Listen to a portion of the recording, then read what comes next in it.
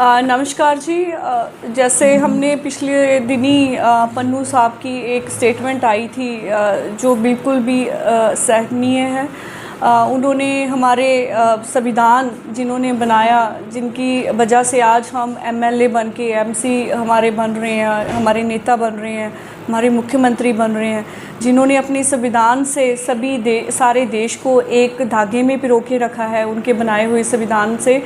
और उनके लिए ऐसी बद्दी शब्दावली बिल्कुल भी बर्दाश्त नहीं की जाएगी। और हमारी आम आदमी पार्टी की सरकार, हमारे पार्टी के सुप्रीमो श्री अरविंद केजरीवाल जी और हमारे पंजाब के मुख्यमंत्री सरदार भगवंत सिंह मान जी, अगर हम बात करें तो जिस मोटिव से हमने 2022 में आम आदमी पार्टी की सरकार बनाई, तो हमारे आज अगर आप देखोगे हर ऑफिस में बाबा भीमराव अंबेडकर जी और भगत सिंह जी की फ़ोटो लगी है। वो सिर्फ इसलिए नहीं लगी क्योंकि हमने कोई दिखावा करना है। हम उनकी दिखाई हुई जो मार्ग है उस पे काम कर रही है हमारी पार्टी।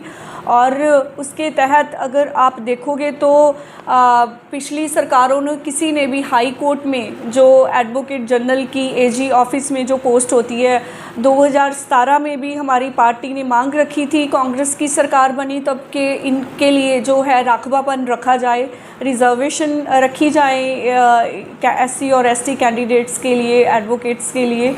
लेकिन वो सरकार जो हमेशा ही एससी और एसटी वोट से जीतती आई और जो हमेशा उन लोगों को दिखाते थे कि हम आपके लिए, उन्होंने इसको बिल्कुल अनदेखा कर दिया।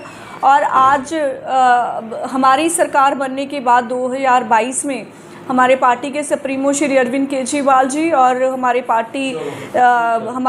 नेता सरदार भगवंत सिंह मान जी ने एजी ऑफिस में 58 पोस्ट जो है वो रिज़र्व रखी एससी और एसटी हमारे भाईचारे के एडवोकेट्स के लिए। और पहले जो शर्तें सरकार के द्वारा रखी गई थी पिछली सरकारों के द्वारा, उसमें होता था कि जो सीनियर एडवोकेट जनरल है उनकी 20 लाख इनकम टैक्स और उसके बाद 10 लाख और फिर 7 लाख रुपया रखा गया था। और बहुत सारे जो एडवोकेट्स हैं, जो वकील लोकल कोर्ट्स में काम कर रहे हैं, तो वो एलिजिबल नहीं हो पाते थे।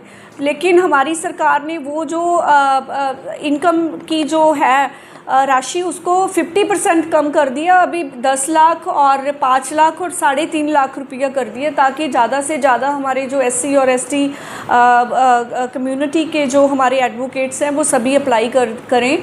और जो पन्नू साहब की तरफ से लगातार उनकी स्टेटमेंट्स आ रही हैं और हमारे जो पार्टी के एमएलए बाबा साहब अम्बेडकर जी के स्टैचू पे जो उनकी राखी कर रहे थे, क्योंकि उनके द्वारा उनको तोड़ने की स्टेटमेंट्स आई, तो ऐसा बिल्कुल भी आम आदमी पार्टी की सरकार में हम होने नहीं देंगे। और हम किसी से डरने वाले भी नहीं हैं और आम आदमी पार्टी की सरकार बिल्कुल बर्दाश्त नहीं करेगी और सख्त से सख्त जो एक्शन है उनके खिलाफ़ लिया जाएगा अगर फ्यूचर में भी उनकी ऐसी स्टेटमेंट्स आती रही तो।